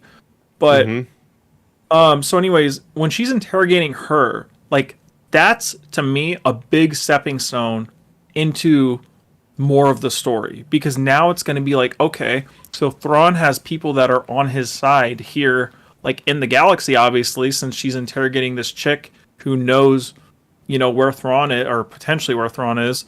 So, like, you have these types of things that are going to be building out the galaxy and building us into those other shows, and then it'll just keep carrying. And it's kind of like the snowball effect. You add more and more and more snow to it, and it just gets bigger and bigger. And I think that's where it's heading with these shows. And it's going to just snowball out of Mando, because to me, this is something I think our listeners and even us as, like, say, the podcast host and avid Star Wars fans that we are, have to keep in mind. In my opinion, though, okay, so I think the main storyline for season 3 of this show is going to be Mandalore focused. I think it's going to be all Mandalore, a lot of Mandalore probably, just because, you have the whole thing from the armor basically saying he needs to go below the waters and do all that sort of stuff. And I think that's going to be our main storyline. And I think these breadcrumbs are going to be strong breadcrumbs in the background. Like, we may get more talk of, like, things in the Outer Rim, or more talk of where characters are. Like, we'll get more breadcrumbs, but I think a good chunk of this story is going to be Mandalore focus, but we're going to be getting more of the backbone built for this big story. Oh, yeah. So let's jump into the next one here. And that is Ahsoka. So Ahsoka, as we know it, is going to be Rebels Season 5. Because, hell, even the ending of Season 4 was really a look at Mandalorian, I guess, for the most part. Because I think they filmed that same shot with her and that garb and everything. I wasn't in the room, unfortunately, at Celebration, and they haven't released that footage yet. Although I imagine they're going to probably release it when we get closer to Ahsoka. But here we go. Dave Filoni is writing and directing, I think, every one of those episodes. We're seeing that design that, as you put it, Ben, kind of evokes World Between Worlds. So there's a lot of cool rumors floating around of different characters. We know Hayden Christensen might play a factor in this. Maybe that's why he was promoted so much with Obi-Wan, is because he's also going to be in the limelight once again later this year, perhaps, or next year. But yeah, what's your overall hype and excitement for Ahsoka? Oh, for me, I can say, obviously spoilers, but this is my number one most anticipated show of the year by far, or most anticipated anything Star Wars by far. Just because I think this show offers a lot of nuance potentially to the Star Wars galaxy, just because, not even like going off like rumors and different rumblings that are out there, just like saying strictly what we know from Lucasfilm, from I did see the trailer that did leak online during Celebration. Like, the trailer, it was literally like 20 seconds, and all it is like Ahsoka walking out, taking off her hood and like looking sideways or whatever, so you see her basically. So it's nothing like over the top crazy. It was literally just a straight up teaser, and you could tell it was kind of like, early shots, early production of the show type thing. But Rosario, of course, looks great. And like, my thing is, it's just, the show offers so much potential, because we know, just based on watching Rebels, we know basically Thrawn and Ezra got taken either to a different part of the galaxy or out of the galaxy entirely, wherever those space wheels or wherever those Purrgil went to. So we know Thrawn and Ezra are somewhere out there. And then we have the whole potential. Of course, Ahsoka is going to wherever Thrawn and Ezra are because she's hunting them down in Mando season 2. So you have that. You have Ahsoka basically heading to new territories, which we've probably never seen. So like those are some awesome possibilities there. And then on top of that, to me, it's going to be nice seeing the live action adaptations of certain characters we know, like Sabine. I mean, Sabine's going to be a prominent character in this show. You have her. We have Hera being like casted from what it sounds like Ewan McGregor's wife. Mm-hmm. So like, you have different things like that. That to me, it's just like you said, it's Rebels season 5. That's what it is. Like, I love Rebels, so that's why I'm so excited about it. Like, I know this is like maybe sacrilegious to say, but to me, I like Rebels. Just it's like a little bit more than Clone Wars, just because I think I like a lot of the story beats a little better. Like, this is kind of my like assumption when it comes to these shows. Like, Clone Wars is just like a solid through line. It has some highs, it has some lows, but it's kind of like just like a solid 8 in general. And then Rebels, like, you have some episodes that are like really high, like 10 out of 10, booming, awesome. And then you have some low episodes that are like, whoa, this was bad. So like, I like Rebels for that fact. Like, I like a lot of the stuff they offered in that show. So that's why I'm so excited for this one. And then the fact that you mentioned, Dave's doing all of it because he knows his character. There's the even the hint from the title of the Ahsoka show, like for our viewers, like pull up the Ahsoka title card. And like the O on Ahsoka, it looks like the World Between Worlds portal from that Rebels episode, when the Emperor is like doing the magic and stuff. So like there's potential for the World Between Worlds. We have Ahsoka, we have Thrawn, we have all these other Rebels characters. Like, it just, to me, it just screams like this could be like a revolutionary Star Wars show, in my opinion. And it could be a huge step for Dave Filoni. Because, Dave's done a lot of like things now that he's like moved up a little bit at Lucasfilm. He's done a lot of things. And of course, he's directed a few live action episodes of Mando and stuff. But now it's like he's getting his own show. So this is like really his proving ground to be like, hey, if he knocks that out of the park here, the sky's the limit. Oh yeah, this is he's already kind of proven his chops with the Mandalorian. Yep. And here we go. This is his baby. This is what he's always loved more than anything else with Star Wars, as we see many years. To some people's dismay, they're like, okay, he's overusing his character, and after the series, I'm gonna want to have a little bit of a step down from having so much of her, but it's gonna be great. Like you said, you put out so many great points there, Ben, about why we should care about this show. And I mean, come on, I loved Rebels. It was very solid for the most part. And that Thrawn thing is what I'm really excited for. I feel like that's gonna be maybe an Ahsoka. They're so worried about Mandalore. They're so worried about taking Mandalore, which doesn't really have a big effect on the galaxy. Like, they're just trying to retake a planet. But I think Ahsoka will show Din, like, okay, this is gonna tear apart the galaxy if we don't do something. And the New Republic doesn't give a crap, but you're my buddy.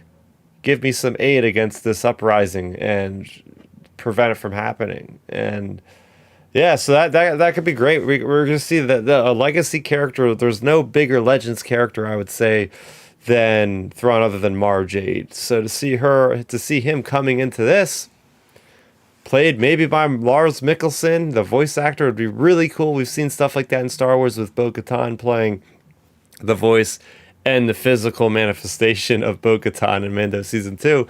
So let's see Lucasfilm pull it off again. Put the guy in the blue makeup, give him the red eyes, and let's go to town on bringing back one of the OGs of the Star Wars expanded universe.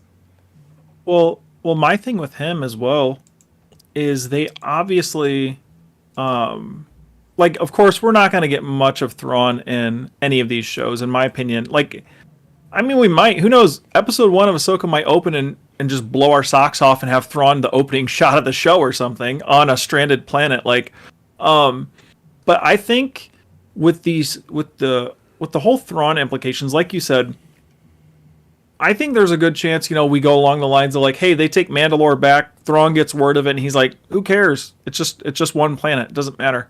Type deal. Like, I think with Thrawn, it just, in my opinion, since Disney is handling this, and since obviously you have Marvel Studios there under the umbrella, think about it when they were developing these shows. So Mando season 1 came out in 2019. So you have that show. So it would conceivably be getting made or developed in 2017-ish, 2018-ish. What was right around that time? Avengers with Thanos. Mm-hmm. To me, I think what Dave and John's concept was, hey, we need a villain. We need something to kind of like do this connective tissue thing like Marvel. Mm-hmm. And that's where probably Dave was like, hey, we went and moved Ezra and Thrawn off the board from Rebels so they didn't die. Let's start building a story, kind of reverse engineering a story from wherever Thrawn is, reverse engineering a story backwards into these shows and build up to Thrawn being, I think, the Thanos of the Mandoverse shows. That's my Mandoverse prediction is I think Thrawn is our big bad because, like I mentioned earlier, all through Mando season 1, I was saying, okay, who's the big bad? Who's the big bad? Who's the big bad? Even Mando season 2, okay, who's the big bad? Like, we still haven't got that threat yet. So I think that's the direction they're heading with these shows is Thrawn is going to basically be the Thanos of these series. Yeah, and like you said, Marvel's doing it with the movies and Star Wars is doing it with the TV shows. They got the formula down. They got the guy that started the MCU essentially with Iron Man. He's gonna put this together. He knows how to introduce a villain. And last live action series we have coming out, because we don't think Acolyte is coming out this year. It's probably gonna be the same timing as Mando this upcoming year. But we have Skeleton Crew, and this is the biggest wild card because we really don't even know anything about this. There's one image, or maybe even two images at this point, of Jude Law as an unnamed character, and we know so far about the story is a bunch of kids who are going for a ride on a cruiser and getting lost in space, and it's about all we know. I think it's a good way of introducing a new dangerous villain to the galaxy. Like, what other way to get scared of a character or characters than have like the mind through the lens of a kid and seeing from that Stranger Things perspective of like, oh, these enemies mean business. We're seeing how they get introduced into the Star Wars galaxy, and I'm being very vague because I think we do know some stuff now. Some kind of monsters or something that I think could be something that I've read in a book or two, and maybe this is how they get integrated into Star Wars galaxies. Like, these guys are off lost in space and let's just say the unknown regions, and they come across these monsters and they're kids, so they're not very powerful, so they have to like run away, and it becomes like a mystery / thriller kind of series. That'd be cool. I mean, that's my hope for it, is let's take a look at the Star Wars galaxy in a way we haven't done before, where we're getting that Stranger Things vibe. Yep. I 100% think that. Like you said, we've heard different things now. I mean, our viewers can look into that if they wish. But just skirting around some of the different rumors and rumblings and things out there. Yeah, I think that was the direction it was going to naturally go anyway, regardless of rumors. Like, how else are you going to, what are you going to do for a show that's in the Mando timeline? Like, they literally said it's taking place during this time. So what are you going to do for a show that's not connecting over to Din Djarin or Bo-Katan or Ahsoka? So like the natural way to do it is maybe through this stuff with obviously not Thrawn, but if we're going to start adventuring into that territory, because that's where, I mean, even watching just say the end of Rebels, like for all intents and purposes, Thrawn probably wasn't in the original trilogy because he was in the Outer Rim somewhere. Or the unknown region somewhere. So my thing is, if you take these kids, like you said, we've heard about it, like with Jude Law kind of being like, a mentor figure for the kids or whatever he's going to be. It's going to be kind of along those lines of like, like you said, they're going to be interacting with maybe creatures or aliens or probably, let's just say another species. We'll just say another species. And that'll be, I think, where we get the quote unquote Stranger Things vibe that everyone talked about initially with this show. And it'll be a really interesting way just to see how they do it. So that's kind of like my hope for the show as well, just to be like, hey, let's really introduce these potential new species into the galaxy in live action, which is going to be wild, actually. So, just to see something along those lines, I think would be cool. And then, of course, I mean, I know it's the end of 2022 right now, but who's to say, like, I mean, this is nothing related to rumors or anything. Who's to say, like, will they be able to resist not having Din Djarin and Grogu make an appearance? That's my question. Will they be able to resist that urge to say, hey, we need to have Grogu and Din pop in at least once? Like, I think there's a chance they don't, just because of maybe the locations of where the show is going to be taking place. But you never know. I mean, I really didn't see it coming in Boba Fett until we saw it. So I don't know. Yeah, I mean, there's a lot of potential for that to happen, and maybe they feel like they don't have to do that because it's like, all right, well, we already have Mando coming out the same year.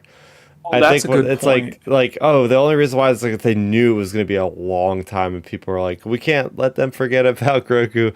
Let's keep it in the mind share of the public. We're gonna just insert them in, and then yeah, it's interesting because we don't really know what's going to come out after Skeleton Crew, right? I mean. Maybe it's Book of Boba. I would think Book of Boba Fett season 2 if that was going to be, because that'd be like the furthest thing that was being made in that era, right? Maybe I would say Book of Boba Fett season 2. Obviously, Mando 4 will be in development. Ahsoka season 2, because I mean, as of right now, they didn't say Ahsoka was a limited series. They still have not used that terminology. So presumably, there's going to be at least 2 seasons of Ahsoka. So, you have those potentials. Hey, here's a wild card. Like maybe since it's in this era and potentially, now that we're talking about like Ahsoka going out there into the unknown or wherever she is adventuring, maybe her and the Rebels crew show up. Like what if her and Sabine and Hera and Chopper like appear for something? Like maybe we get something along those lines. And maybe that's your crossover versus Mando. Like you said, that's a really good point. I didn't even weigh that actually. Like Mando, now that you said that, I don't think they'll appear at all actually in Skeleton Crew. I don't think Din will, just because it's like, hey, like you said, we don't need the break because Mando was conceivably be a few months before this show comes out. So to me, if I had to predict, I would say probably maybe Ahsoka and some of the Rebels crew show up. Mm-hmm. But that's about it. I don't think the Mando cast will, now that you mentioned that. Yeah. So there you go. Those are the series, but we're not done yet. We also have the Return of the Jedi 40th anniversary coming up. So I expect, an avalanche of Star Wars merch and different things, and that'll be fun because, like I said off the top, Return of the Jedi is my first Star Wars memory here. So to really get to see a lot of that happening is going to be really fun to see my celebration of Jabba the Hutt, the throne room there, seeing everything with the Battle of Endor, all the products is going to give me such a rise. I'm going to be really having a good time celebrating with the best of them. Oh yeah, like Return of the Jedi, it's one of my most favorite Star Wars movies. Like for me, it's probably like number 3 for me. Number 2 or number 3. It's in my top 3 though. Empire's always one. I love that. But yeah, Return of the Jedi, like it's gonna be cool, like seeing them like wrap that era. Whatever cool things come out. Hey, maybe we get more surprise stuff from George Lucas. Like in the ILM documentary, we got unknown, unused George Lucas clips. Maybe we get unknown George Lucas clips from Return of the Jedi, like from that time period or somewhere around there, either early or late 70s, early 80s, talking about it. Like I could see us getting something like that maybe. Hey, that's another thing to throw out there to our listeners as well, is I think there's a chance they do a surprise drop of another documentary, like ILM. Oh, okay. Maybe we get a Return of the Jedi one. Like, think about that. Maybe we get a Return of the Jedi little behind the scenes thing, like an hour-long special or something. Oh my gosh, that'd be crazy. As we said there last week, it's like they have so much Yeah. just behind the scenes footage that we never thought could actually be out there, and it still is 40 years later. New stuff being Yeah, shown. I think they could easily interview some of the old workers. Obviously, a lot of the people that worked on that movie are still with Lucasfilm and associated with it, so like they could easily do that. So maybe we get an actual little hour-long Disney Gallery Return of the Jedi thing. Ooh. No, Ben. They can't use Disney Gallery anymore. That name is gone ever since they made. I know the that's just been like Return burned into my Obi-Wan. brain, basically. Yeah, the was it Return, not Return of the Jedi. There was some that's really true. cool term for the Obi-Wan one. It was like the Jedi's Return or something like this. And that meantime, by the way, we should be getting an Andor one soon. And Andor's been over for a little bit now. Like, come on. Give us that. But then again, it's like, oh, there's already so much Star Wars stuff as it is. There's going to be like, if we're looking at, okay, so now we've basically come to the end. I have one more thing. Celebration. Got to mention Celebration. Celebration Europe, London. It's happening the weekend of Easter for some reason. Why would they put it during Easter weekend? That's really bad scheduling. I'll just flat out say that. Yeah, I don't know who's. I'm gonna be missing Easter for the first time with the family. It's gonna be really weird. I'm just like, sorry guys, I'm gonna go to London. But, celebrate Star Wars.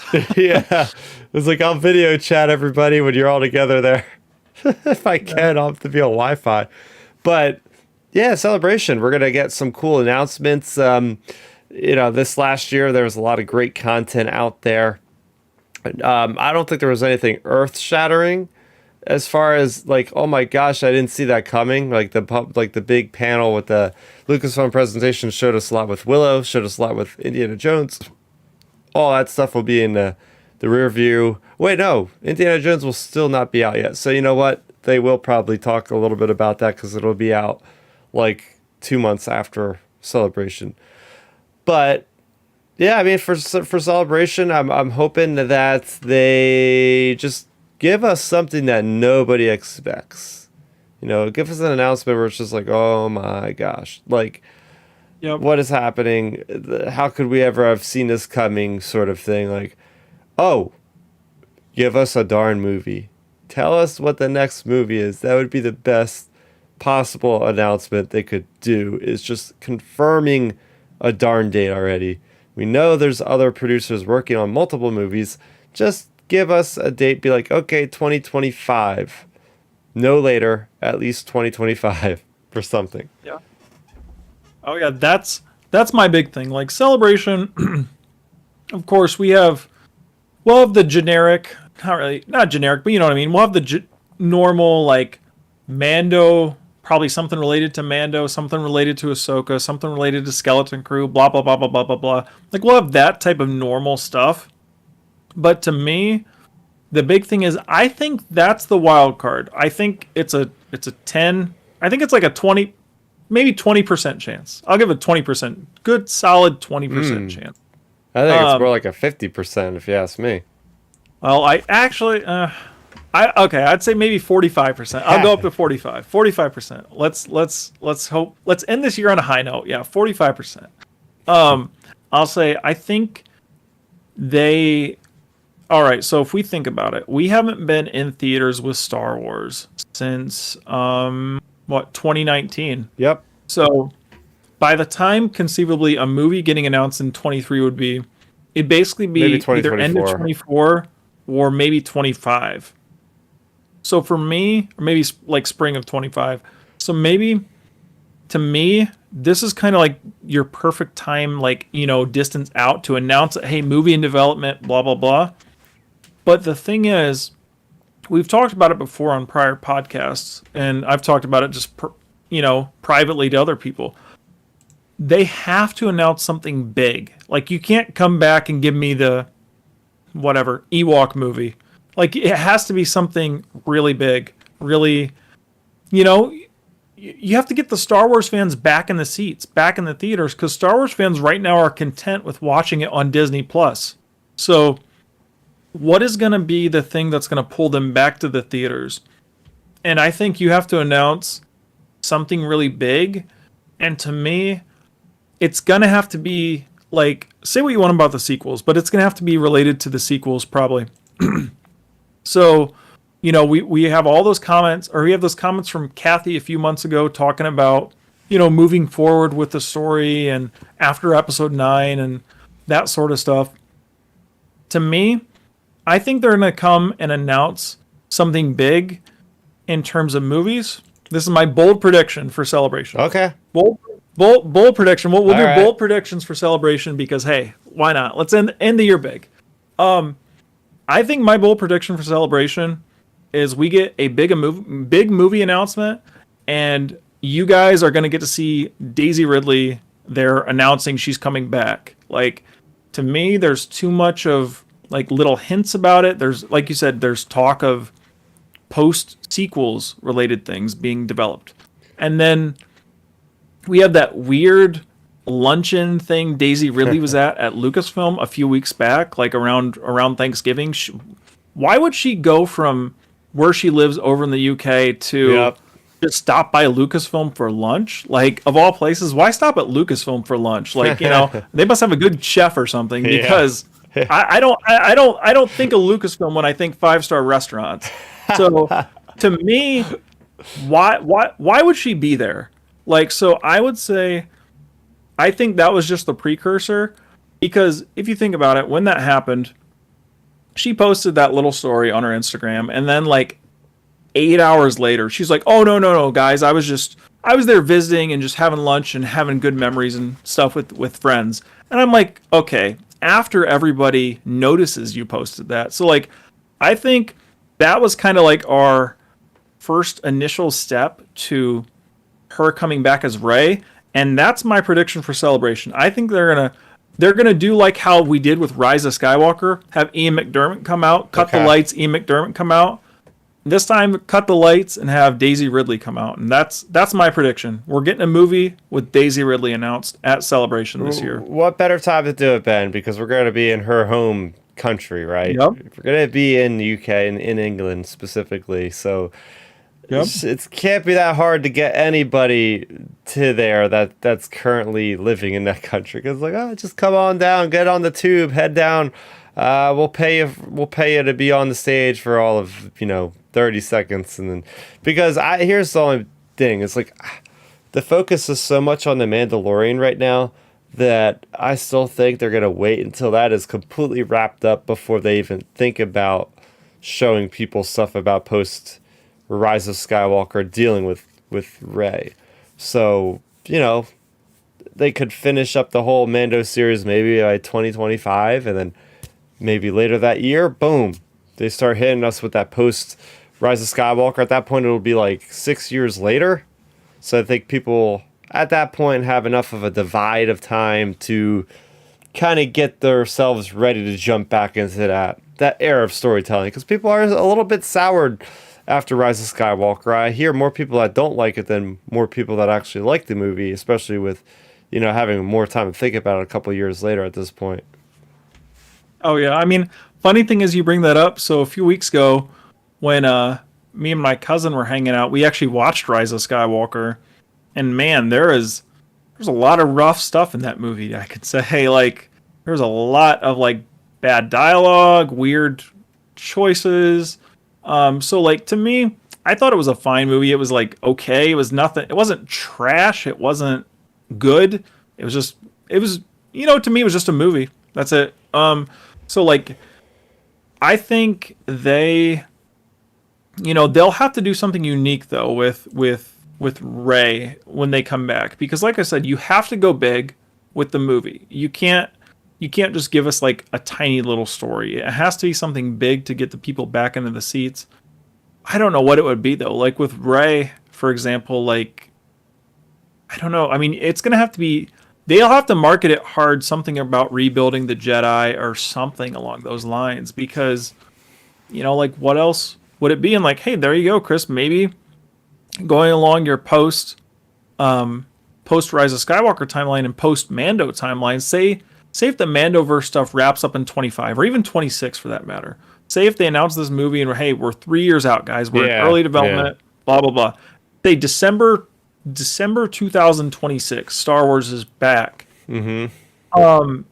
What if you have Grogu being the first Jedi Academy thing with Rey? Like, I mean, because I don't think they're going to kill Grogu. Like, you can't kill Grogu. That's like taking the family cat out back and killing it. Like, you can't do that. Like, so like, Grogu's going to be just fine.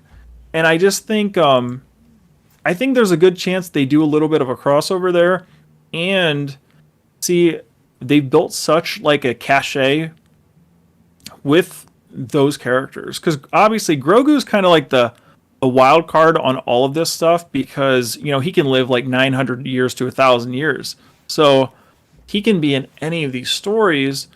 And to me, it's kind of like, I know of course we're always talking about wanting Star Wars to like take chances, whatever, but kind of play it safe. If you throw Grogu in with Rey and the Jedi Academy or whatever, I think that'll help soften the blow of anybody being soured, because they'll be like, "Oh, Grogu's in this movie," type deal. Like that'll help a little bit. But yeah, I think that's my prediction. I think we're gonna get a Daisy Ridley project with her coming back, and it, whatever it may be, and they'll be very vague about it too. If they announce it, they'll be like, "Hey, Daisy's coming back in a movie post episode 9, and Daisy Ridley's going to be like, I'm excited," and that'll be all they tell us. It'll be very, very short and sweet. Last thing I want to talk about is just the overall scope. We took almost 2 hours to talk about all the new Star Wars coming out. I said this last year, it's like, how much breaks will we have? I really can't imagine there are going to be a lot of breaks with Star Wars, especially at the point where they're overlapping stuff already is a sign that we're not going to get a lot of time, or there's not going to be something on Star Wars, on Disney Plus, right? For you to go from January all the way into March with Mando, and you assume that Mando's going to be 8 episodes, so it goes from all of March, all of April into May, and then maybe Vision starts. They released all episodes at once though, so that's kind of a different animal. But Ahsoka is going to be another 8 episodes, and we have Skeleton Crew, that's going to be at least another 8 episodes or so. So we're seeing like even more Star Wars this upcoming year, I would imagine, than last year. With that, okay, so when you were listing those off, I was doing the math in my head, not including overlapping, but in total, and this isn't including any of the other things like the Lego specials that could pop up or behind the scenes things. Just of what you just read right there, that's 41 weeks worth of content. Wow. So 41 out of 52. Obviously, we'll be having overlaps at the start with Mando and Bad Batch. But the thing is, Ahsoka and Skeleton Crew and Visions, that'll be spread out. Like, maybe Ahsoka will... See, it's so tough to figure out where they're going to place Ahsoka. Because, like, I could see that being a summer show. But then again, I could see... if they go the route of what we were talking about, of maybe like introducing like new species of aliens and things, and other connections through Skeleton Crew, maybe Skeleton Crew is the in-between show, and then Ahsoka picks up where that is, like maybe something along those lines. So like it just all comes down to like the placing of where these shows fall. But I think we're going to conceivably getting Star Wars shows all of 23. Because we're going to be getting a show during the holiday season, I'm sure. Oh, yeah. And then we'll get one probably sometime during summer. Like, it'll be after Celebration, of course. So it'll be like, hey, June. Kind of like Kenobi was, June, July. And then I think they're going to just throw Visions right back in September again. It's August or September. I think that's where that show's probably going to fall. Okay. But yeah, I think we're going to be getting Star Wars shows basically starting next week until this time next year, when we're sitting here doing another year in review podcast or whatever, and preview of 2024. We'll be getting Star Wars shows clear up until our 2024 preview. Yeah, because I've not stopped watching Lucasfilm content. Yeah. I can't remember the last week that I haven't watched Lucasfilm. content. Oh, What's up? actually, here's another thing to throw out to you. So, say 41 weeks of shows. Let's just say another week, add in there 42 weeks for Fallen Order. So there's 42 out of 52 weeks total of content. Yeah. So it's crazy. And then like you said, we're getting so much Lucasfilm content in general. We got these Star Wars shows, and then we have my most anticipated movie of the year, and Indiana Jones. Like, I'm just so excited to see Harrison back and just see whatever the heck they do with him, because it's going to be wild seeing him, especially with some of the younger shots we saw in the trailer. Like, the advancement of their deepfake technology is exciting, because think about it this way: for Indy, Harrison looks so good in that. Just imagine how much they've advanced it for Luke, for Mando and Ahsoka and Skeleton Crew and Boba. Like, wherever Luke's going to appear next, he's going to look even better than he did. Yeah, it's just like the tech industry, right? Like, you buy a new phone, 6 months later, like, there's a much more improved version of that phone already. And the same thing seems to be happening with the deep faking technology, where it just keeps advancing. And like last year, I'm trying to remember last time I haven't watched Lucasfilm content, because let's see, we had Obi-Wan Kenobi. Then immediately after that was the Lucasfilm documentaries, and I watched one a week. That carried me into basically Andor. Then I was watching Andor. Then as soon as Andor ended, I've been watching Willow. And Willow's going to overlap with Bad Batch, which is going to overlap with Mando, which is going to eventually overlap with something. So I've literally been watching like Disney Plus for Lucasfilm content specifically since probably May. Without any like gaps. I'm always up on Wednesday, turning on Disney Plus.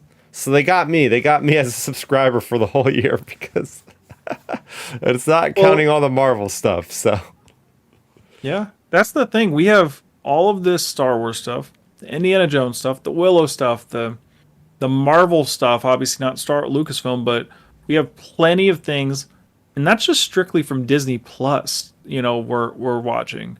So it's just crazy seeing all of that. And yeah, it's just an exciting time. Like, I'm so excited. Don't get me wrong. Bad Batch I'm really hyped for. But I'm so excited for those 3 a.m. watches of Mando again, because I'm going to be doing them. I abandoned it on Andor because it was making me too grouchy for the show. I can admit that. But Mando, I'm so excited for that show. I don't mind watching it at 3 a.m. with everybody.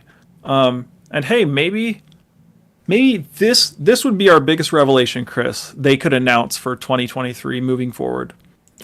2023. Just imagine they announce this next week. This would be like the best way to start 2023. What if next Tuesday they come and go, hey guys, moving forward, instead of releasing it at 3 a.m., we're just going to release it at like 10 p.m. East Coast time every week. Like, that'd be amazing.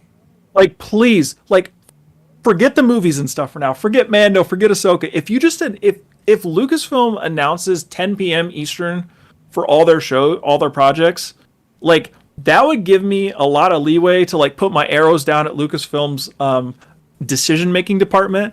Like, that would give them a lot of leeway in my eyes, because it's like, finally they're listening, because it's like, I'm so sick of the 3 a.m. watch time, because like, it's the middle of the night, and it's like, why not? What's hurting them? To me, it's always like, if you look at the gold standard shows, Game of Thrones, 9 p.m. every Sunday, book it. Like, if Game of Thrones, which is a bigger franchise in terms of televisions than Star Wars, if they can release shows at 9 p.m., Star Wars can release them at 9 or 10 o'clock at night. You don't have to do it at 3 a.m. So it's like, please, like, if they would just announce that, that would like give them a lot of slack for me. Oh, hell yeah. So that about does it for our preview for Star Wars. I will say, as you could have guessed, yeah, Jedi Survivor is my number one most anticipated thing. Followed by, or thing, not game, just Star Wars anything. Followed by Mando Season 3 and Skeleton Crew. Yeah, I'm going to pick Skeleton Crew over Ahsoka. I'm an insane person, but I just love the idea of this new territory.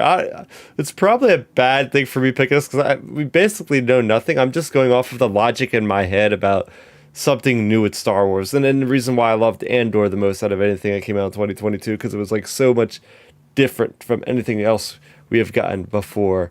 Yeah, so there you go. Those are my 3 top things. What about you? I know you said already what you were looking with Ahsoka. What are your other 2 for anticipated? Ahsoka by far is number 1 just because of all the reasons I've talked about. Like, it's Rebels season 5, it's Ahsoka, it's Thrawn, it's Ezra, it's, you know, all these characters, you know, it's what we've always like envisioned. So I'm excited for that the most. And then for the other 2, number 2 Skeleton Crew for your exact reasons, like the possibilities of the new areas they're exploring, the new adventures, the new species, the new the crossover with the other shows. And then of course the third one for me is Mando, just because like to me that has been the gold standard of Star Wars television, just because of all the reasons I've talked about on this podcast since we've started. And I'm just excited to see where, like, my big thing I'm most excited for in terms of these shows is just the connective tissue we talked about, like the breadcrumbs that are being laid. Because if you think about it, Dave and John worked on Mando, obviously, and then you have Dave doing all of Ahsoka, so obviously he's going to connect it. And then you have John, I'm sure John and Dave involved in the Skeleton Crew with John Watts. So like, there's so much connective tissue there. I think we're going to be getting those types of things like all throughout. So that's like, I think my biggest anticipation for Star Wars television is just Ahsoka, Skeleton Crew, and Mando in that order. And it's just also having to do with the overall arcing implications. And, you know, just to point out one specific detail, I am really excited just because, like, think about it, at this time next year, so this time in 2023, you, me, and Milton will be sitting here doing our year in review, and we'll be talking about how we saw a live-action Thrawn. Like, think about that. Like, I just can't even imagine that. Like, after all the years, you know, reading the Heir to the Empire books, the new Thrawn Alliances books, like the new Thrawn books that are out there, like all, and then of course the Rebels iteration of Thrawn. The fact we're going to be seeing a live-action Thrawn in Ahsoka, like, it's just wild. And like this time next year, literally 365 days from now, we'll be sitting here talking about how we saw a live action Thrawn. Oh man.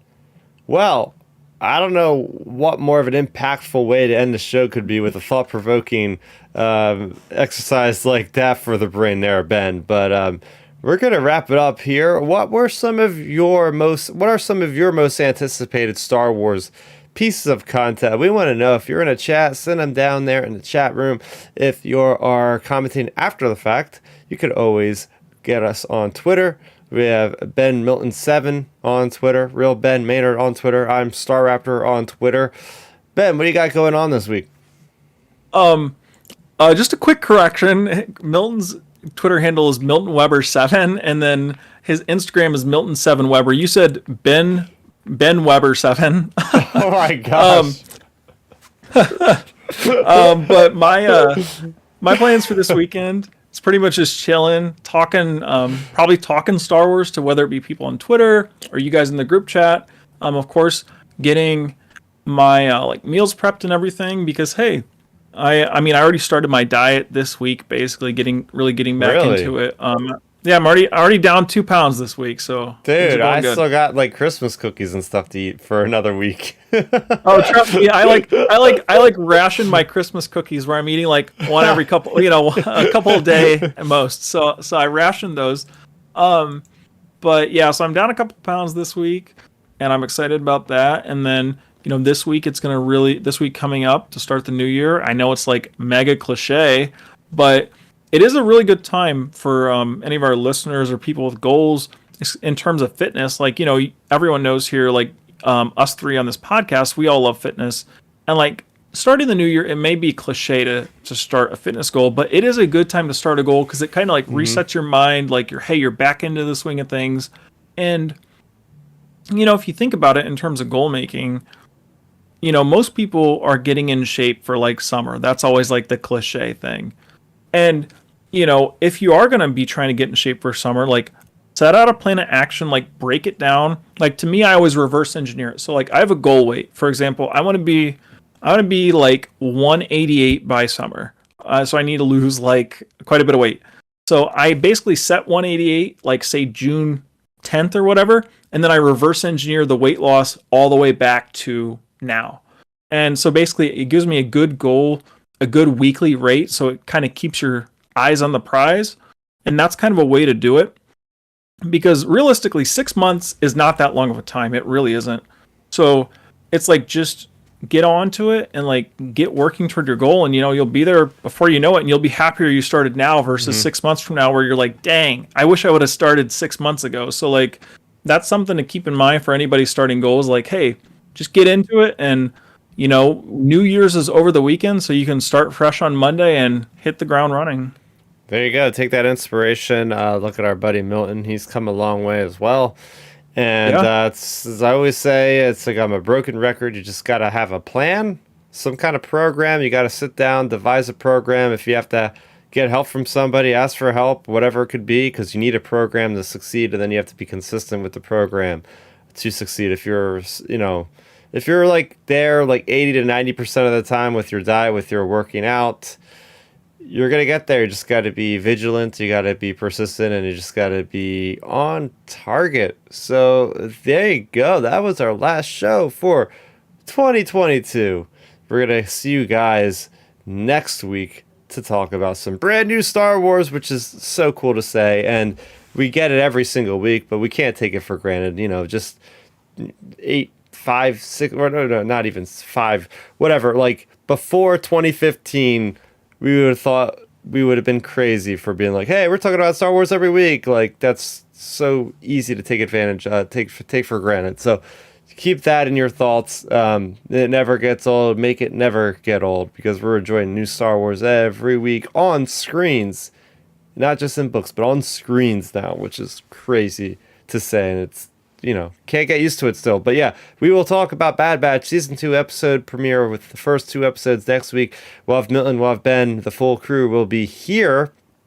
And we hope you guys all have a great, happy new year, health and wellness to all of you. So from Ben, from Milton, who couldn't be here tonight, from me, Chris, aka Starrapter, it was so great hanging out with you guys tonight. The chat room, everybody out there. It's going to do it for us here at Outer Rim Transmission. That's going to do it for 2022 for episode number 89. Thanks for watching and transmission.